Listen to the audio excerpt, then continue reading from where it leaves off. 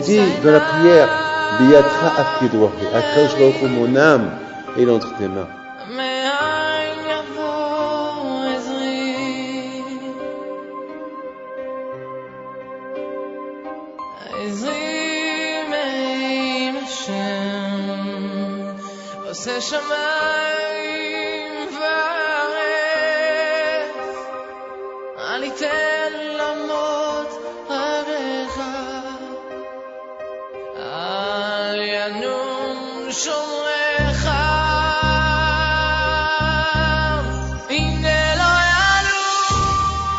Birshut Moray Rabotai, avec la permission d'Hachem, cette semaine, c'est la paracha de cette semaine, c'est la paracha de Yitro. Et après la paracha de Yitro, c'est la paracha de Mishpatim. Yitro, Mishpatim, c'est les initiales de Yam. Yitro, ça commence avec un Yud. Mishpatim, c'est les lois, ça commence avec un Mem. Un Yud et Mem, ça veut dire Yam. Yud, Mem, Yam. Yam, c'est la mer. On compare la Torah à la mer. Pourquoi on compare la Torah à la mer? Beaucoup de fois, on se met devant la mer, on voit la mer sans fin. Vraiment, hein? On voit la mer sans fin. Moi, Essaouira, je me rappelle, lorsque je voyais la mer, je crois que c'est l'Atlantique, je pense, et je vois sans fin. On voit, même si lorsqu'on est dans l'avion, on est dans la mer, elle est sans fin. Et si on voit le globe, la terre, on voit que la mer, elle est partout. L'eau, il prend la place de la terre. Il y a plus d'eau que de terre. C'est pour ça qu'on toujours dit, un jour, le monde va être envahi par l'eau. C'est connu ça. On dit toujours cette phrase-là. Parce que n'oubliez pas que lorsque Hachem il a créé le monde, c'était que de l'eau. Il n'y avait que de l'eau. C'est Hachem qui l'a dit Kavo Amaim. C'est Hachem qui a dit que l'eau, il se sépare. Une partie d'eau, elle monte en haut, et une partie d'eau, elle reste en bas. Et Hachem, il a fait une place pour la terre. Mais vous savez que l'eau, il est partout. Vous creusez, vous trouvez de l'eau. Là où vous creusez, vous trouvez ou du feu ou de l'eau. Mais ce qui est impressionnant, c'est à l'intérieur de la terre, il y a du feu. C'est impressionnant. Alors, l'eau, elle est presque... L'eau, le monde, il est fait de l'eau et du feu. Et heureusement qu'Akadosh Baruch Hu a créé l'air. Parce que s'il n'y avait pas d'air, que Dieu préserve, eh ben, le monde, ben, il aurait brûlé. Le monde, carrément, il aurait brûlé. Parce qu'à la terre, prenez une marmite, mettez-la sur le feu, ce qui est à l'intérieur de la marmite, il bout. Ça va bouillir, ça va cuire. Alors, la terre, à l'intérieur de la terre, il y a du feu. C'est pour ça qu'il y a des volcans. Les volcans, pourquoi? Parce qu'il y a une pression de feu en bas, et cette pression-là, elle fait que ça fait des comment ça s'appelle, des trous, des fissures, et l'eau, et le feu, il sort. Ça fait des volcans. Ça fait des volcans. Parce qu'à l'intérieur, c'est vraiment un noyau de feu. C'est mamage un noyau de feu. Et Hachem, il a créé son monde extraordinaire. Donc, le monde, il est entouré avec de l'eau et du feu. Alors, encore une fois, l'eau, c'est Yam, c'est la mer, et à l'intérieur, c'est du feu, c'est Esh, c'est le feu. Alors maintenant, ce qui est impressionnant, c'est qu'on compare la Torah à l'eau et au feu. On compare la Torah à l'eau, Bimeno et Jdatamo, c'est le feu, et Hoekot Samé le Chamaïv et Maïv et la Torah. Le prophète dit celui qui a la soif qui va vers l'eau. Et c'est quoi l'eau? Ici on ne parle pas de l'eau à boire ou de manger, ici on parle de la Torah. La Torah on la compare à l'eau. Quand que l'eau il bouge tout le temps, et l'eau il est partout, comme ça la Torah elle bouge. Il ne faut pas qu'elle stagne, il faut que dans sa tête elle bouge tout le temps, et elle n'a pas de fin. Elle n'a pas de fin. Pour que l'eau elle est buvable, écoutez bien, je vous donne des idées. Pour que l'eau elle est buvable, il faut que l'eau elle bouge. L'eau qui stagne, elle est dangereuse à boire, très dangereuse à boire. Pourquoi? Parce qu'elle pourrit. L'eau qui ne pourrit pas, c'est de l'eau qui bouge. Donc si tu ne veux pas pourrir, il faut bouger. Lorsque tu pries, tu bouges. Lorsque tu étudies la Torah, tu bouges. Tu bouges. Regardez une mouche. Lorsque vous êtes assis, il y a une mouche qui arrive. Si vous ne bougez pas, la mouche, poup, elle va vous piquer. La mouche sait qu'elle va vous piquer. Mais si vous bougez, la mouche aussi, elle essaie elle va essayer pour s'accrocher, mais le fait que tu bouges, elle s'accroche pas. Donc le Yetzirah aussi, il ne veut pas s'accrocher à toi lorsque tu bouges. Maintenant, on comprend pourquoi la mezouza, il y a dans chaque porte, il y a une mezouza. Pourquoi dans chaque porte, il y a une mezouza? Quelle est la raison? Pourquoi dans chaque porte, il y a une mezouza? Pourquoi? Pourquoi il n'y a pas? Parce que mezouza, la mezouza déjà, elle te rappelle la présence de Dieu chez toi, là où tu es, dans ta chambre, dans la cour, dans le balcon, la cuisine, sauf les toilettes. Sauf dans les toilettes, il n'y a pas de mezouza par rapport à la sainteté de la mezouza, parce qu'il y a là-bas le nom de Dieu. Mais nos sages de l'époque, ils disent dans la Gemara, qu'à l'époque, lorsque les gens rentrent aux toilettes, lorsqu'ils sortent d'une toilette, ils disaient « Merci Hachem que je ne suis pas mort ». Parce qu'il y a beaucoup de toum'a dans les toilettes. Il y a beaucoup d'impureté dans les toilettes. À l'époque, on disait que les diables, les chédim, ils habitaient dans les toilettes. Parce que là où il y a les toilettes, il y a la toum'a, il y a tout ce qui est impur. Bon, aujourd'hui, grâce à Dieu, ça n'existe plus, tout cela. Pourquoi? Parce qu'aujourd'hui, le monde, il est bâti avec le fer. Et les démons, ils ont peur du fer. C'est comme ça. Les démons, à l'époque, je me rappelle au Maroc, lorsqu'il y avait parce qu'on dit, beaucoup des fois, ça arrivait que quelqu'un, il faisait des signes qui étaient pris, comme un dibouk. Alors tout de suite, on prenait une clé en fer, on le mettait dans ses mains, et ça se dégageait. À l'époque. Parce qu'à l'époque, les maisons n'étaient pas construites avec du fer. Aujourd'hui, les maisons sont construites avec du béton. Le béton armé et avec du fer. Donc, ça n'existe plus les diables dans les rues. Il n'y a plus. Ça existe. Mais par contre, dans les endroits où les constructions ne faites que par la terre, c'est pour ça qu'on dit dans les pays africains, il y a beaucoup, ils parlent là-bas beaucoup de démons, ils parlent beaucoup pourquoi pas ça va beaucoup des maisons qui sont construites avec de la terre, il n'y a pas de fer. Il n'y a pas de fer. Depuis que les maisons sont construites avec le fer, c'est fini. Et en plus, ici en France, ça n'existe pas. Pourquoi? Parce que les tzadikim, il y a 1000 ans, à l'époque des croisades, il y a 1000 ans, Rashi et les Baalei Tosfot, ils ont prié pour qu'ils disparaissent. Et pareil qu'à l'époque, ils marchaient dans la rue, les démons. Alors Rashi et les Baalei Tosfot, des grands tzadikim en France, ils ont fait des prières pour qu'on ne les voit plus. Et depuis, on ne les voit plus, en Europe.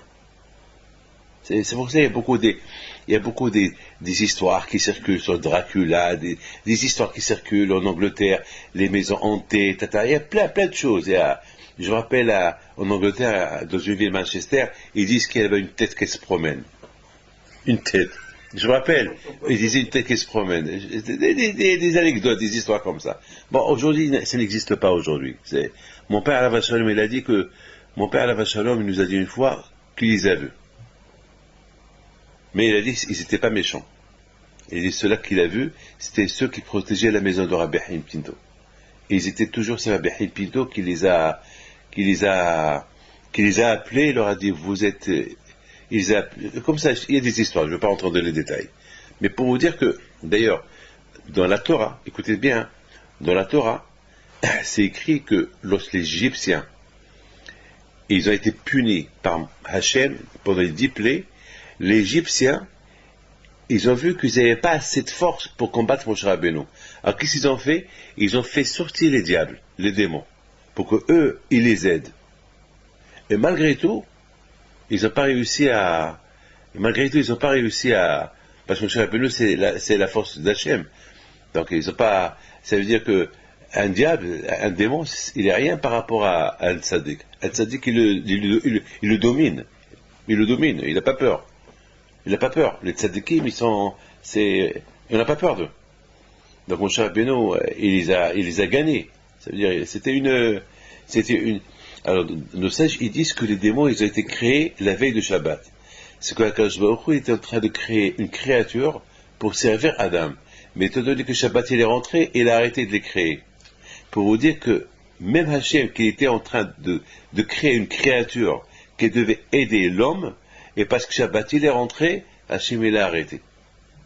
Donc les démons, ils ont été créés pour être au service de l'homme, et non pas pour être contre lui.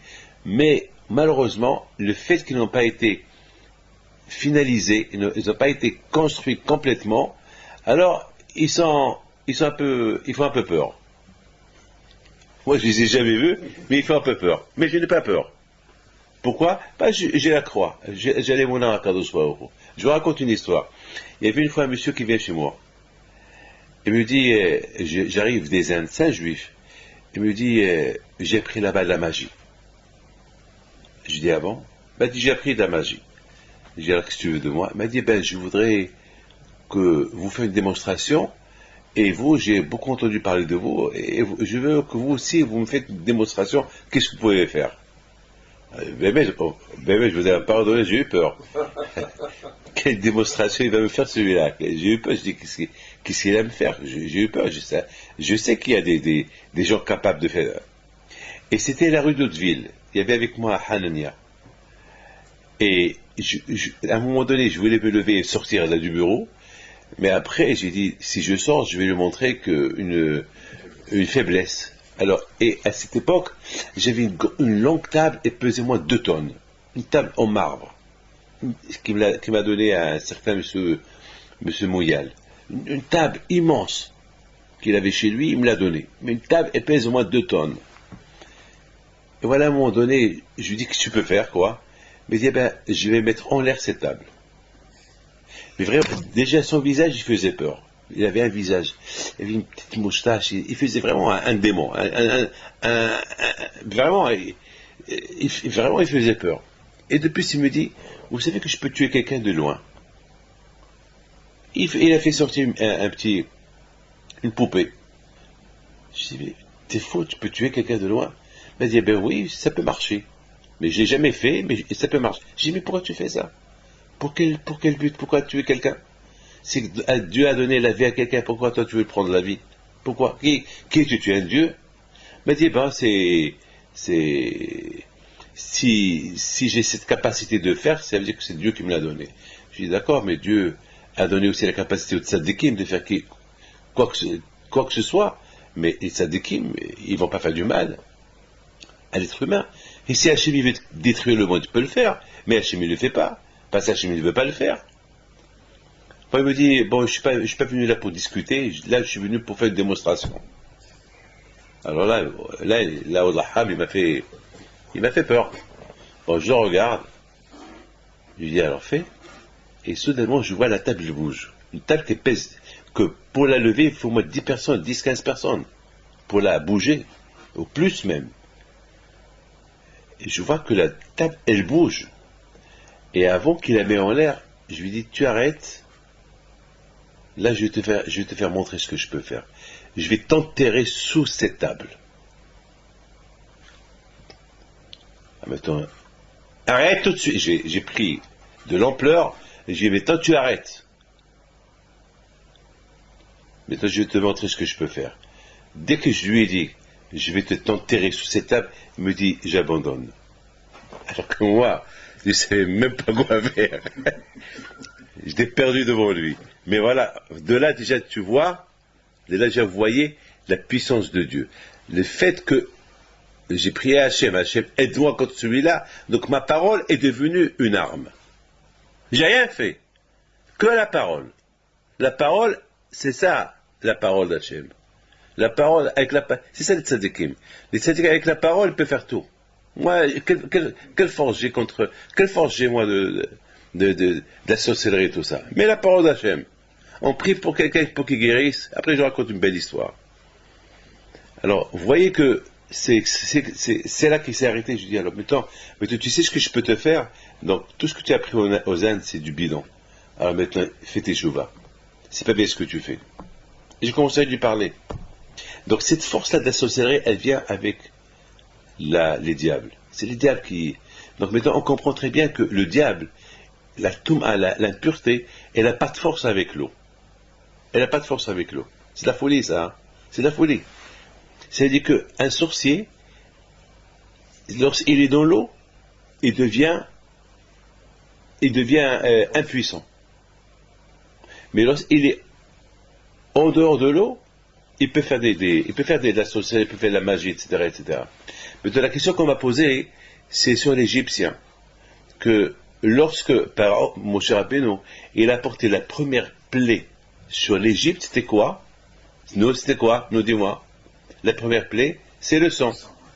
Tout le, comment ça s'appelle, toute l'eau qu'il y avait en Égypte est devenue sang. Alors, la question se pose pourquoi, alors, la question que je me pose, pourquoi Hachem, il a frappé les Égyptiens avec le sang? Que toute l'eau est devenue dam, sang. Pourquoi il n'a pas commencé avec une autre plaie? Pourquoi c'est dam?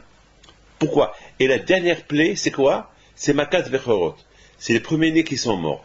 Donc, on a une question. Pourquoi Hachem n'a pas commencé par la plaie des sauterelles, la plaie des grenouilles, la plaie de l'obscurité, je sais pas moi. Pourquoi il a commencé avec le sang? Parce que justement, Hachem il a voulu montrer aux Égyptiens. Vous les Égyptiens, vous savez très bien que les sorciers, ils peuvent rien faire avec l'eau. Toute leur force, c'est l'eau, et ne touche pas l'eau. Alors moi, pour vous prouver que c'est moi Hachem, c'est moi Dieu, je vous apporte la plaie avec de l'eau. C'est que de l'eau, je vais le transformer en sang. Vous avez compris? C'est-à-dire que pour que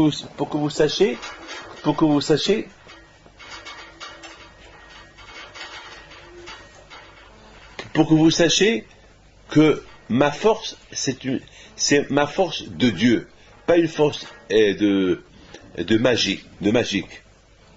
C'est pour ça, vous avez compris, c'est important ça, très important ça. C'est important ça, c'est pas...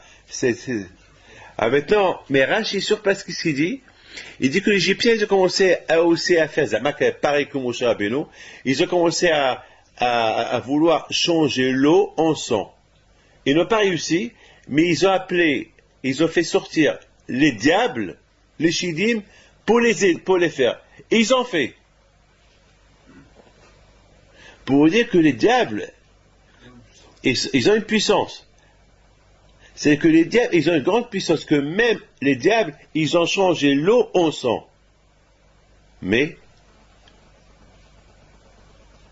c'était avec une toute petite quantité. C'est une toute petite quantité. Mais après, c'est fini. Donc, Moshe Rabbeinu, il a gagné, il a parti. Akash Baruch Hu, c'est la démonstration d'Hachem. Cette semaine, on a fait la Iloula de Rabbi Raphaël Pinto à Lyon. J'ai raconté une histoire à la Iloula de Rabbi Raphaël Pinto. Une histoire sur Rabbi Raphaël Pinto. Une très belle histoire. Un miracle, lui, il a fait. Un miracle, lui, il a fait. Bon, il y a un ami à moi, je ne vais pas dire non, parce que j'ai peur que ce cours de Torah qu'il est filmé, qu'ils vont l'entendre. Un ami à moi était assis à table, et voilà, il y a deux personnes, un qui dit à son fils, c'est dur de croire à cette histoire-là. Et l'histoire, elle est super. L'histoire, elle est super. L'histoire, c'est un miracle de Rabbi Raphaël Pinto à la Shalom. Vraiment, c'est une histoire super. Une histoire, un miracle que Rabbi Raphaël Pinto il a fait. Alors, un, il dit à son fils, papa, non, le fils il dit à son père, papa, tu crois à cette histoire? Et il lui dit, je sais pas, c'est... Alors, il y a Sami Mouyal, et c'est un des élèves de la Yeshiva, il leur dit, arrêtez de parler, arrêtez de critiquer. Ah, mais c'est pas possible, cette histoire-là. Alors, moi, si j'étais dans l'histoire, j'aurais dit à ces messieurs-là, est-ce que vous croyez en Dieu? Certains vont me dire oui. Et je vous croyez que le bon Dieu il a porté les 10 plaies en Égypte? Ils vont me dire oui. Je vais leur dire, est-ce que vous croyez au Bishmon Vayahai? Ils vont me dire, mais vous savez que Bishmon Vayahai, il a vécu dans une grotte 13 ans avec du caroube et de l'eau. Alors, vous allez me dire non. Ils vont me dire oui. Vous croyez dans la puissance de Rabbi Haïm Pinto? Ils vont me dire oui. Alors, quelle différence entre Rabbi Haïm Pinto et Rabbi Raphaël Pinto? Si Rabbi Haïm Pinto peut faire des miracles, et moi Rabbi peut faire des miracles, pourquoi Rabbi Raphaël ne peut pas faire des miracles? Moi, si je raconte les choses que je vois, vous savez, c'est de quoi devenir fou. Aujourd'hui, je vois dans les journaux des gens qui deviennent, qui leur donnent un titre de saint, un titre de miraculeux pour un miracle. Mais si vous voyez les miracles que je vois chaque jour, Si vous voyez les miracles que je vois chaque jour, c'est inimaginable ce que je vois chaque jour. Hachem, c'est un papa. Tu demandes quelque chose à ton père, il te le donne. Tu demandes à Hachem quelque chose, il te le donne. S'il ne te la donne pas, c'est qu'il a des raisons pourquoi il ne te la donne pas. C'est tout. Mais Hachem, il donne. Moi, quand je vais au rouille, ce que je veux, il me le donne. J'ai pas de problème grâce à Dieu. Et alors j'ai un problème.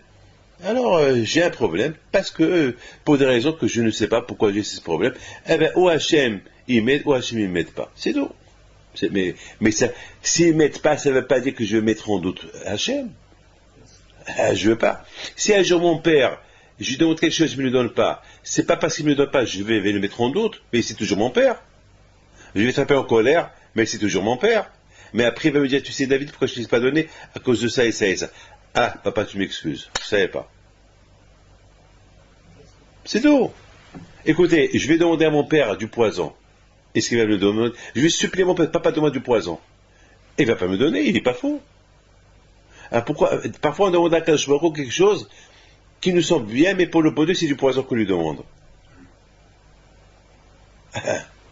Alors, Hachem, il ne te le donne pas. Tu l'en veux, mais il ne te le donne pas. Et après, tu réalises que c'était du poison. Ah, excuse-moi. Donc, c'est comme ça. Bien sûr, c'est comme ça. Donc, comme par exemple, il y a une super histoire qui m'est arrivée cette semaine avec Hanania, lorsqu'on était à New York. C'est une femme qui est venue chez moi avec sa belle-fille. Sa belle-fille qui était enceinte de 2 enfants. Et les médecins lui ont dit qu'il faut les enlever. Parce qu'ils ont des défauts, les 2 bébés. Elle m'a appelé, j'ai dit, demande, renseigne-toi, demande à d'autres médecins. Et demande à d'autres médecins, on lui dit qu'il faut les enlever. C'était dur pour moi de dire enlève-les. J'ai dit encore, demande d'autres médecins. Mais elle m'a pas dit la gravité de la chose. À un moment donné, j'ai dit, écoute, tu sais quoi, j'ai pas le cœur de vous dire enlève-les. Il faut les laisser. Elle m'a pas exactement dit que la gravité du danger, où elle est la fille et les enfants. Parce que si je savais la gravité, j'aurais dit enlève-les.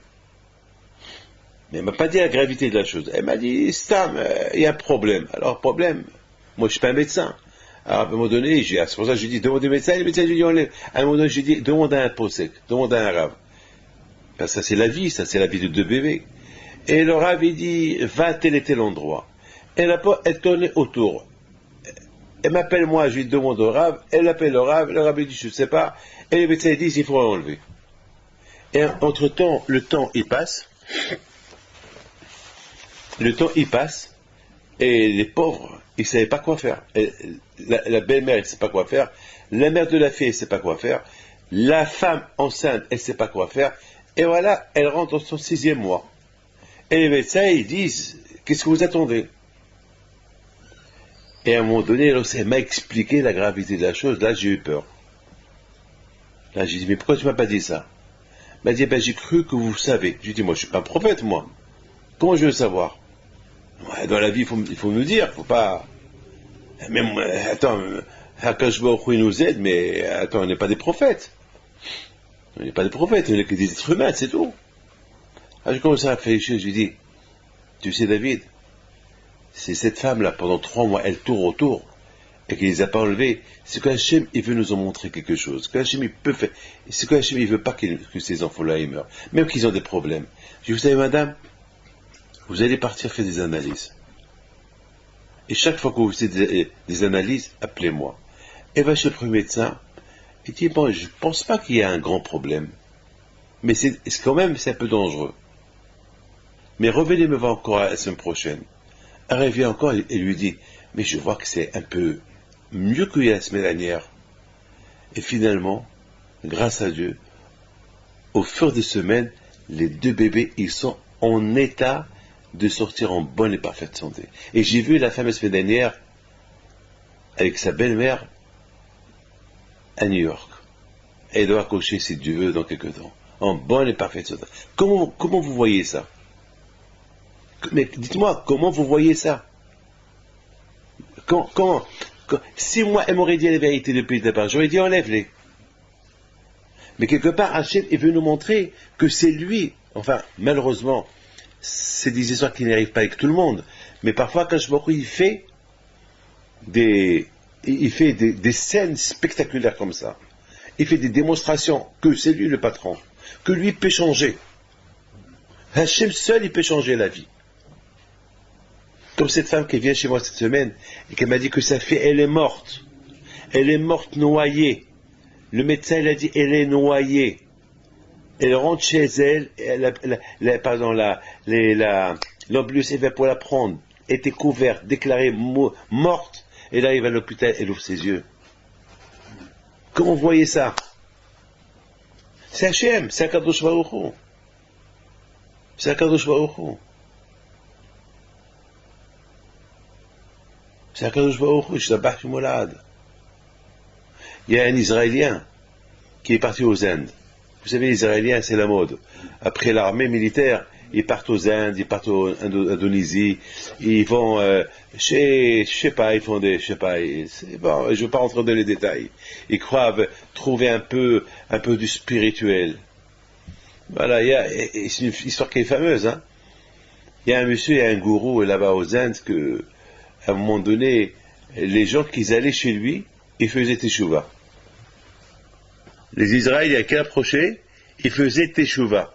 Alors que les Israéliens ils partent là-bas pour trouver autre chose spirituelle, alors qu'en Israël ils ont. Alors qu'ici ce quelqu'un-là, ce gourou-là, celui qui venait chez lui, bien sûr, lui reconnaissait, les Israéliens reconnaissaient les autres. Mais s'il y avait un Israélien qui venait chez lui, il lui dit une seule phrase: qu'est-ce que tu es venu faire ici? Il dit: je suis venu ici pour trouver du spirituel.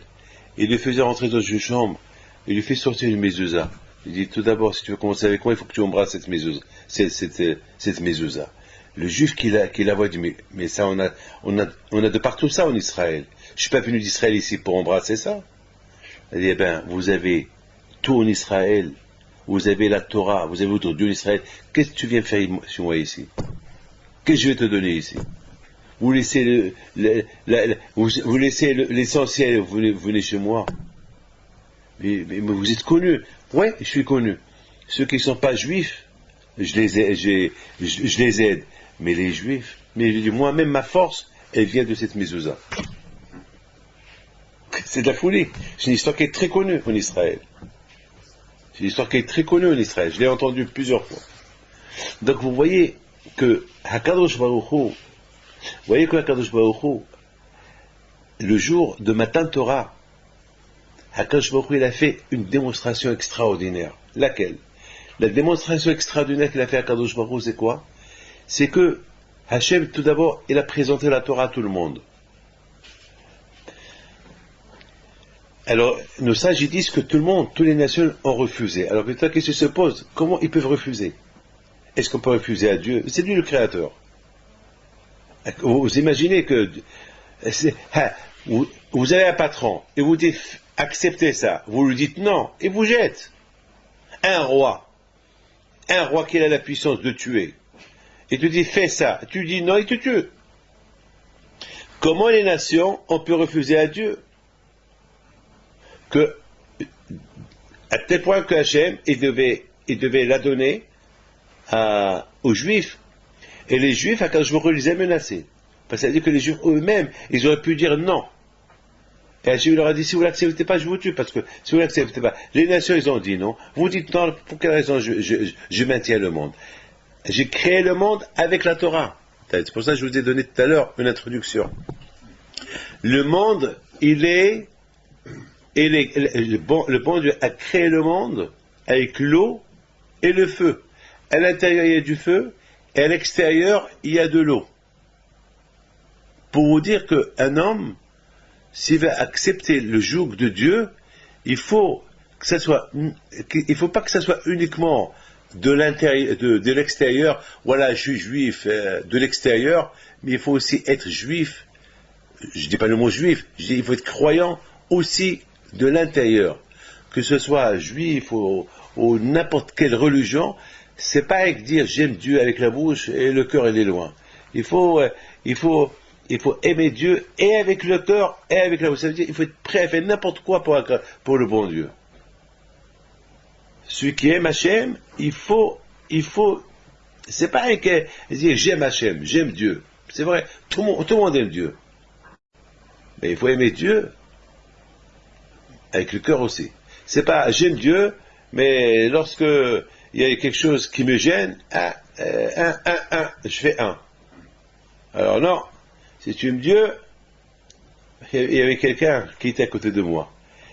Et il avait un grand problème, parce qu'on était dans l'avion, et lui, il a l'habitude de manger du tarif.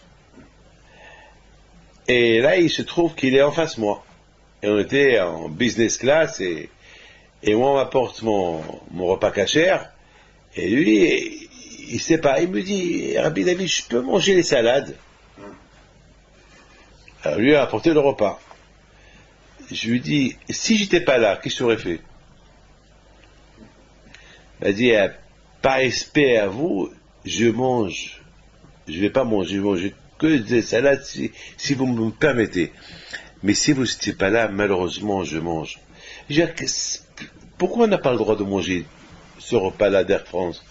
Il dit, c'est pas cachère. Et pourquoi c'est pas cachère, je lui ai dit? Parce que peut-être c'est du cochon, peut-être c'est ceci, peut-être c'est cela. Et alors, c'est péché. Pourquoi c'est péché? Parce que c'est la Torah, elle l'interdit. Alors, la Torah, elle l'interdit, ou c'est Rabbi David qui l'interdit? Il dit, non, c'est la Torah. Alors, tu as peur plus de Rabbi David que de la Torah. Et si j'étais pas là, tu serais tout seul. Et t'as pas peur que l'avion tombe? Putain, je voulais lui faire peur un peu. Mais il ne me parle pas comme ça. Je dis, non, je te pose une question.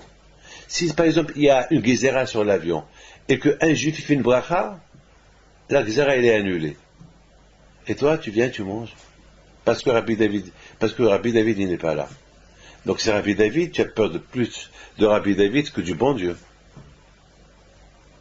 Alors ça veut dire que tu aimes Dieu que par la bouche, pas avec ton cœur.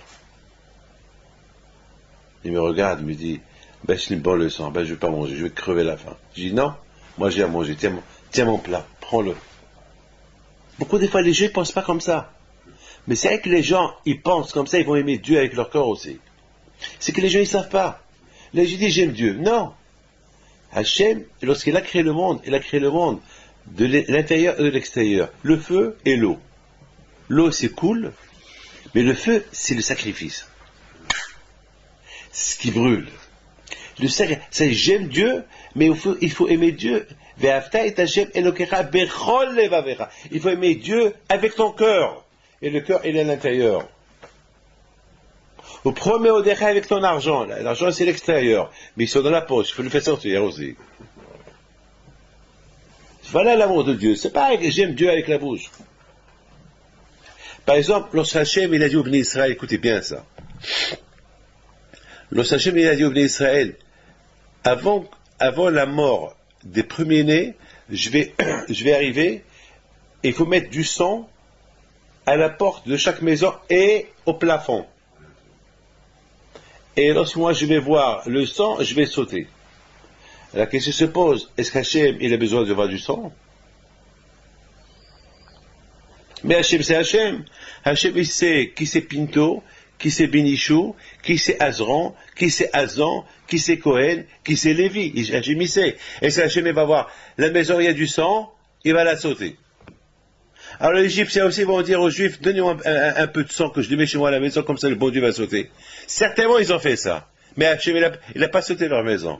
Alors c'est quoi le signe du sang? Et en plus le sang était à l'intérieur. Alors le sang devait être où? Dehors?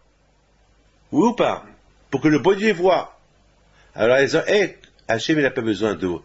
De là tu vois qu'Hachem il n'a pas vraiment besoin qu'il voit le sang. Et étant donné que le sang déjà était à l'intérieur et la porte était fermée. Donc ça veut dire c'est pas qu'il voit. Hachem il a voulu que toi tu saches, toi tu saches que même que le sang il n'est pas dehors. Hachem il sait ce qui se passe à l'intérieur. Tu as compris? Hachem il sait ce qui se passe à l'intérieur. Ça c'est important pour toi, monsieur Benichou, que tu saches même que ta maison elle est fermée. Ce que Hachem t'a dit de mettre le sang à l'intérieur de la maison, c'est pas parce que Hachem, il veut voir le sang. La preuve qu'Hachem t'a pas demandé de mettre le sang dehors, pour qu'il le voie. Hachem t'a dit de le mettre à l'intérieur, tu fermes ta maison. C'est-à-dire, Hachem, il veut que toi tu saches, même que la porte, elle est fermée, et que le sang, elle est à l'intérieur, Hachem, il sait que tu es un juif, que tu habites dedans. Et c'est ça la leçon.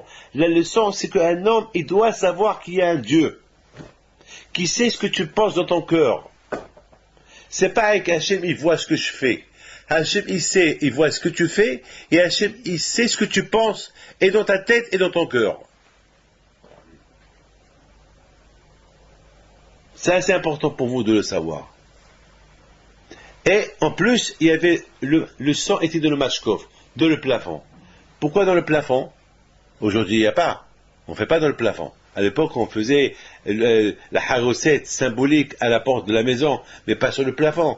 Eh ben, le plafond, c'est le symbole de lever les yeux vers le ciel. Même que je suis dans une maison, je sais toi, Hachem, tu sais ce que je fais ici. Je sais ce que je fais ici. La preuve que t'as pas besoin que je mette le sang dehors, pour que tu vas le sang et tu sautes. Même que le sang est à l'intérieur, tu sais que je suis là et tu sautes. Tu sautes ma maison. La preuve que la maison égyptienne, aussi ils ont fait pareil que moi, mais ils sont morts. Et c'est ça le symbole. La création du monde par le feu et par l'eau. Que là où tu es, tu vois de l'eau, et là où tu es, tu sais qu'il y a du feu à l'intérieur de la terre. Que Hachem, ce qu'il veut de toi, c'est de le servir de l'intérieur et de l'extérieur. Et c'est ça le but de Matan Torah. Et c'est pour ça la paracha de cette semaine, Yitro, et la paracha de la semaine prochaine, Mishpatim, Yud et Mem, c'est quoi? Yam. Déjà, il faut savoir que la Torah, on la compare à l'eau. La Torah, on la compare à l'eau. Et la Torah, elle a été donnée par le feu. D'ailleurs, c'est pour ça que la montagne était pleine de feu. Plein de feu. Le feu. Tu voyais que du feu. Je me suis toujours posé la question, pourquoi le feu? Quel rapport le feu avec la Torah? Parce que la Torah, c'est du feu.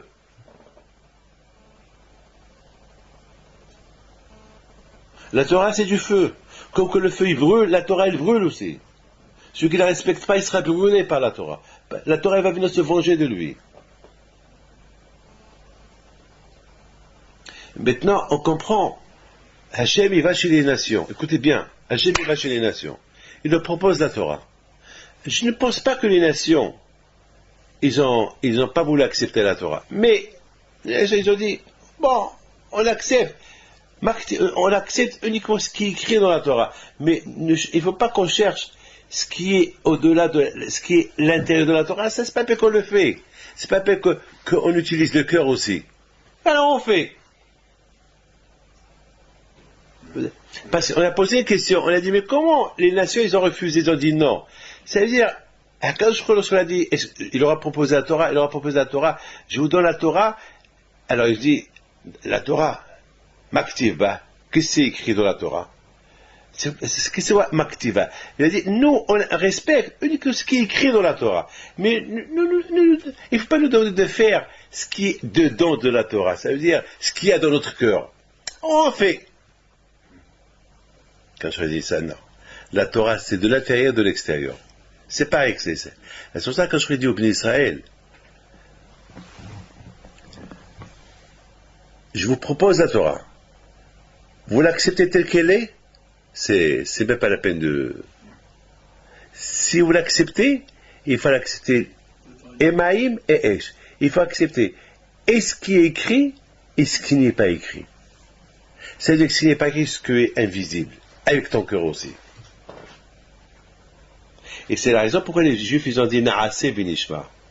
On est prêt à faire, et après on écoute. En général, qu'est-ce qu'on dit? En général, on dit, on écoute, par exemple, je te propose une affaire. Qu'est-ce que tu me dis? Tu me dis, tu me proposes une affaire, je vais la faire. Et après, je vais voir.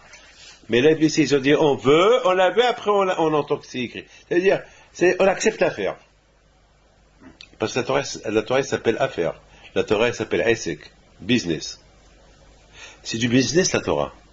tu l'as fait ici, tu es récompensé là-haut. Voilà, c'est du business. Tu l'as fait ici et tu es récompensé là-haut. Ah, maintenant, il y a une question qu'on m'a posée. Maintenant, on comprend. Une belle question qu'on m'a posée. Mais ça, il faut écouter. Hein. Il y a un de nos élèves qui m'a posé une belle question. Il m'a dit comme ça. Très belle question. Il dit comme ça. Il dit, c'est écrit, mais écoutez ça. Hein. C'est écrit que le Zohar Kadosh dit que les 17 ans que Yaakov est resté en Égypte, c'était les meilleurs moments de sa vie. C'était comme en Lamaba pour lui. Soet Sahara. Et là-bas en Égypte, Yaakov est arrivé au Shlimut, est arrivé à la perfection. Et le Zohar Kadosh dit, et c'est ça la raison pourquoi Yaakov est descendu en Égypte, pour arriver à être parfait. Donc on comprend que il y a. Alors mettons moi, David Pinto, je dis comme ça. Si Yaakov est descendu en Égypte pour être parfait, ça veut dire que les Juifs aussi. Parce que pourquoi ces descendants sont descendus en Égypte? Pourquoi aussi ils arrivent à la perfection? Oui ou pas? Maintenant la question elle est grande. Pourquoi Yaakov doit arriver à la perfection avec en Égypte et pas en Israël? Pourquoi? L'Égypte c'est un macon qui est tamé. Pourquoi avec en Égypte? Pourquoi Yaakov ne va pas arriver à la vraie perfection en Israël? Bon, cette même question, on aurait pu la poser sur Yitzhak Avinu. Moi, je peux dire Yitzhak Avinu est arrivé à la perfection parce qu'il a fait la Hakeda. Une fois que Yitzhak a fait la Hakeda, il est arrivé à la perfection. Il était parfait. Mais Yaakov, le Zohar, il dit que Yaakov Avinu est arrivé à être parfait uniquement par rapport aux 17 ans qu'il a passé en Égypte. Maintenant, pourquoi? Et le temps qu'il a passé chez Lavan, c'était pas assez pour arriver à la perfection, rien qu'en Égypte. C'est la folie. Maintenant, la question est encore plus grande. On voit que Moshe Rabbeinu, il voulait absolument entrer en Israël. Pourquoi? Parce que Moshe Rabbeinu, il a dit que si je rentre pas en Israël, je suis pas parfait. Alors maintenant, il y a une question. Quand Yaakov, il est parti en Égypte pour être parfait. Et Moshe Rabbeinu, il faut qu'il va en Israël pour être parfait. Alors, comment on explique ça? Alors, ça veut dire quoi? C'est une contradiction. On voit que Yaakov, Moshe Rabbeinu, avant sa mort, il a tout fait pour rentrer en Israël. Il voulait être enterré là-bas. Parce que Moshe Rabbeinu a compris que sa perfection, elle arrive uniquement s'il arrive en Israël. Alors, je comprends pas. Alors, je comprends pas. Pour Yaakov, pour être parfait, il faut aller en Égypte. Pour Moshe, pour être parfait, il faut aller en Israël. C'est une belle question. Très belle question. Très belle question. Ah, maintenant, vous avez compris la question, ou pas? Ah, maintenant, la question, elle est encore plus grande. Pourquoi Abraham Abinu alav shalom, Hachem, il a dit à Moshe, il a dit à Abraham que tes descendants vont être esclaves en Égypte pendant 400 ans? Pourquoi il n'a pas prié à Hachem? Comme qu'il a prié pour Sédom. Hachem, il a voulu détruire Sédom. Abraham, il a prié à Hachem pour que Sédom ne soit pas détruite. Pourquoi Abraham, on dirait qu'il s'est tué. Il n'a rien dit. C'est la folie. Alors, on dirait qu'Abraham Abinu, il veut que ses enfants ils descendent en Égypte. Pourquoi? Pour la perfection. Alors, pourquoi pas en Israël? Vous avez compris? Moi, je pense, écoutez bien, aïe aïe aïe aïe aïe, la la la la la la. Moi, je pense comme ça. Mais avant que je vous dise ce que je pense, je raconte une petite chose.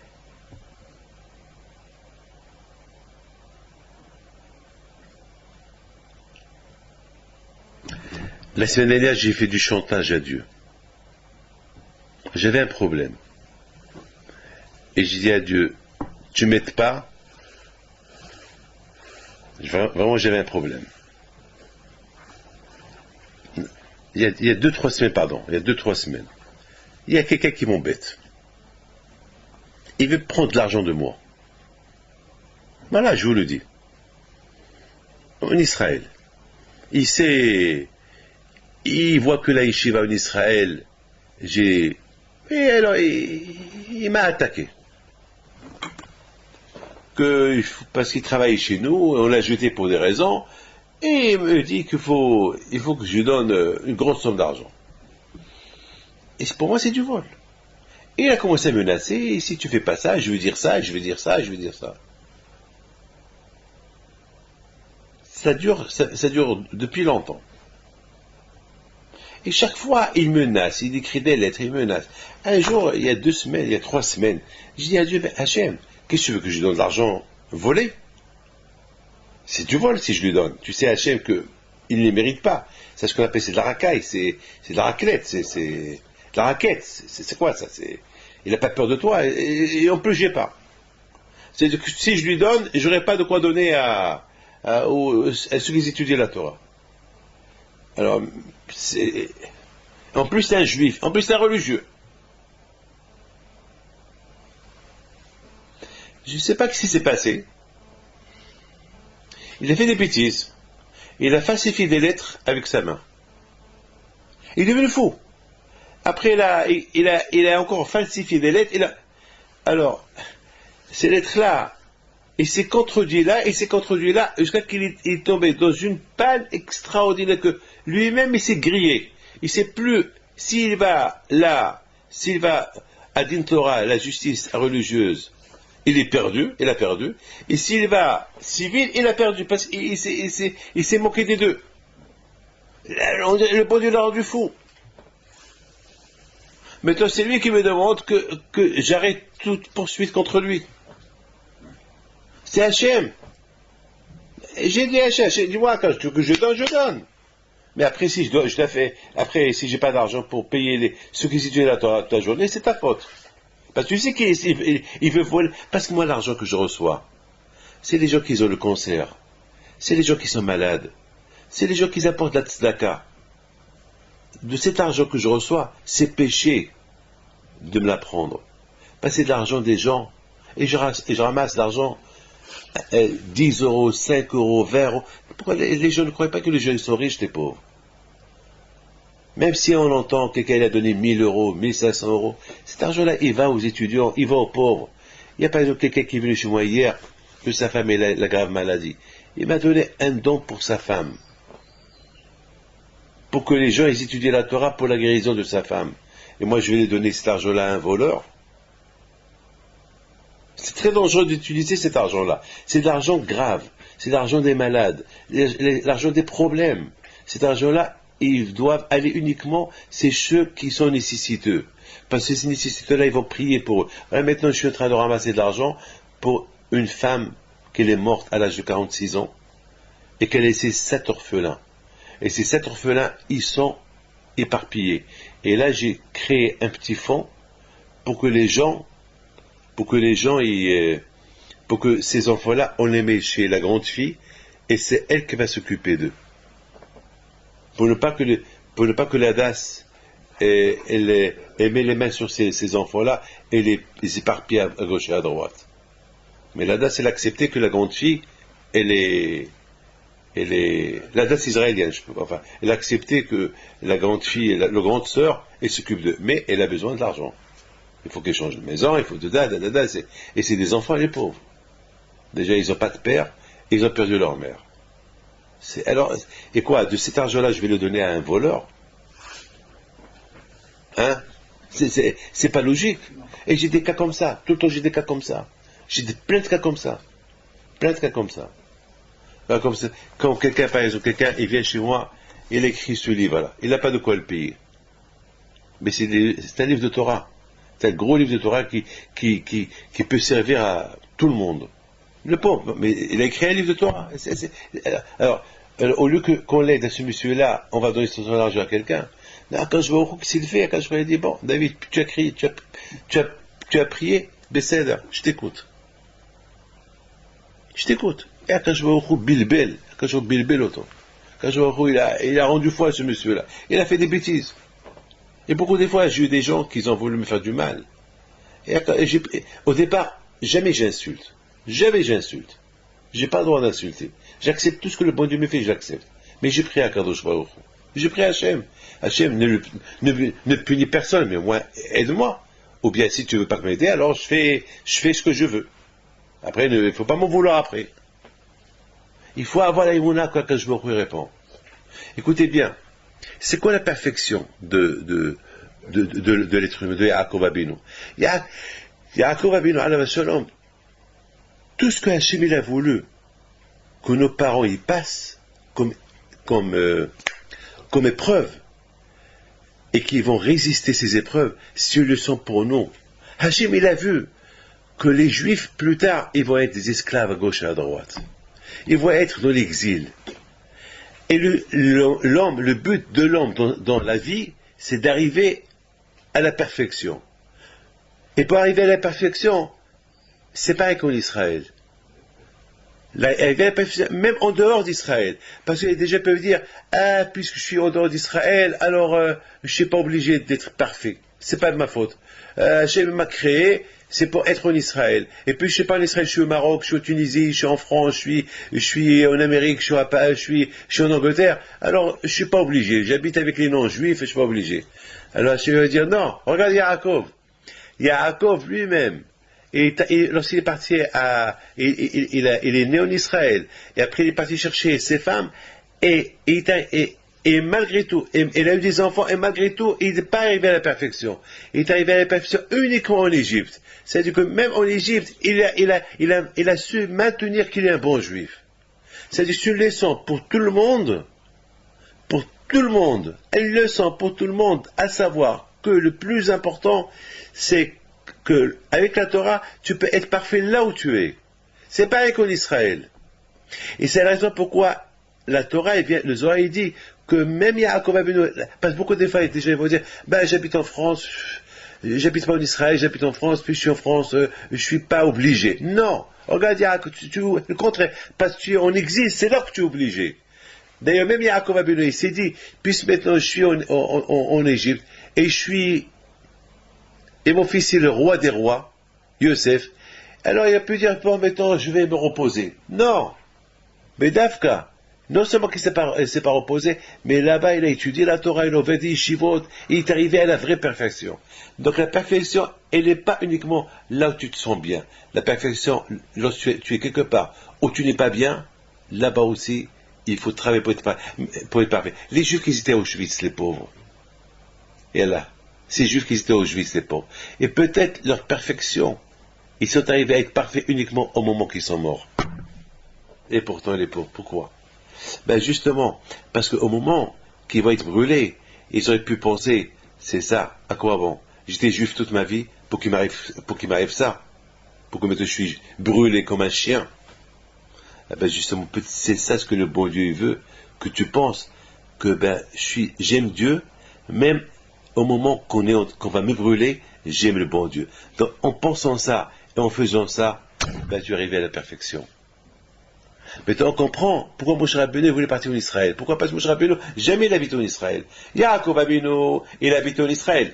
Donc, Yaakov Avinu, on aurait pu dire, il est arrivé parfait en Israël, mais il a fini sa perfection en Égypte, en dehors d'Israël. Mais Moshe Rabbeinu, le pauvre, toute sa vie, il était en dehors d'Israël. Alors, il s'est dit, toute ma vie, je suis d'Israël, mais je n'ai pas encore accompli les missions d'Israël, donc je ne suis pas parfait. Et Akadosh lui dit non. Non. Akadosh lui dit non. Pour moi, tu es parfait, parce que le fait que tu veux partir en Israël, comme si tu étais en Israël. Mais au moins, il a combattu. Mais s'il n'aurait pas combattu pour aller en Israël, on aurait pu dire qu'il n'était pas parfait. Mais tant qu'on comprend très bien, nous, qu'on habite en France, nous, qu'on habite à gauche et à droite, lorsqu'on fait la prière, on fait la prière à travers, en direction du Kotel. Pourquoi? Parce que, pour dire que même que j'habite pas là-bas, mon cœur il est là-bas.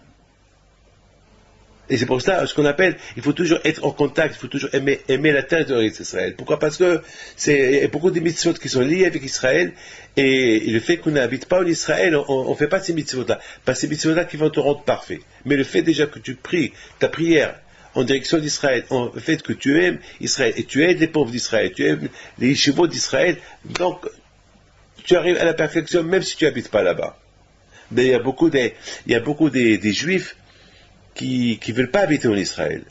Et ils se disent jusqu'à quand Mashiach il vient. Il y a beaucoup, je ne veux pas dire de nom.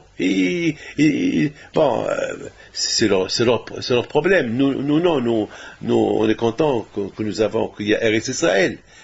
et on prie à Hachem qu'il y aura la paix. Si Dieu veut là-bas en Israël, on prie à ça à Hachem. On veut qu'il y ait la paix, on veut que si Dieu veut, les Palestiniens ils seront en paix, les Juifs ils seront en paix, on veut qu'il y ait le shalom avec les pays arabes, surtout pour nous qu'on a grandi dans les pays arabes et on est né là-bas, on veut qu'il y ait la paix, le shalom. On prie que tout le monde, si Dieu veut, et il y aura le shalom. C'est sa prière qu'on prie chaque jour.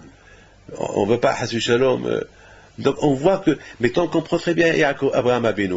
Abraham Abinu, lorsqu'il a entendu que Hachem il lui a dit que tu sais que tes enfants vont être des esclaves en Égypte, on n'a pas vu qu'Abraham il a fait des guerres. Pourquoi? Parce que Abraham il a compris que le juif, on ne sait pas où il va être parfait. Parce que ça veut dire, je m'excuse, je vous dis une chose. Il y a beaucoup de gens qui sont à la yeshiva. À la yeshiva, ils étudient la Torah, ils sont avec les rabbins, ils sont super bien. Mais le problème, c'est pas... Vous savez qu'il y a le Rabbi Meir Shapira. C'est un grand tzaddik qui l'a écrit, c'est lui qui a fait Dafayomi. C'est lui qui a instauré une loi que c'est bien de lire une page par jour. Comme ça, après 9 ans, une page de Gemara par jour, comme ça, après 9 ans, tu as fait tout le chasse. Mais si tu fais une page par jour. Et dans sa yeshiva, c'est écrit Lechu banim shimoli. Il y a un passage qui dit allez-y, mes enfants, écoutez-moi. Alors tout le monde lui a posé une question. Il lui a dit pourquoi David Amelech il n'a pas dit Bo'u banim shimoli, venez chez moi à la yeshiva pour m'écouter. Pourquoi David Amelech dit partez? C'est super, hein? Ah, donnez-moi vos mains. Une belle question, oui ou pas? C'est le Maharam de Shapira qui la pose. Il répond une réponse extraordinaire. Il dit le plus important, c'est pas lorsqu'on est à la yeshiva, c'est lorsqu'on quitte la yeshiva. C'est lorsqu'on quitte la yeshiva. Parce que lorsqu'on est à la yeshiva, on est bien à la yeshiva, on étudie la Torah, il y a des rabbins, il y a tout le monde. Mais le problème, c'est lorsqu'on quitte la yeshiva. Alors, c'est ce qu'il dit David. Lorsque vous partez, écoutez-moi. Ah, maintenant, on comprend très bien que Hachem, il a voulu dire à Abraham, pour moi, c'est très important. C'est pas que les Juifs, ils vont habiter en Israël, qu'ils vont être des bons Juifs. Je veux qu'ils soient aussi des bons Juifs, même lorsqu'ils sont en dehors d'Israël.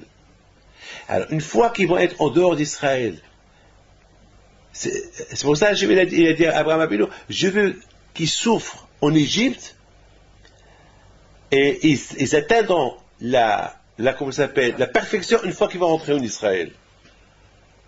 Ça veut dire qu'il faut qu'ils goûtent les deux.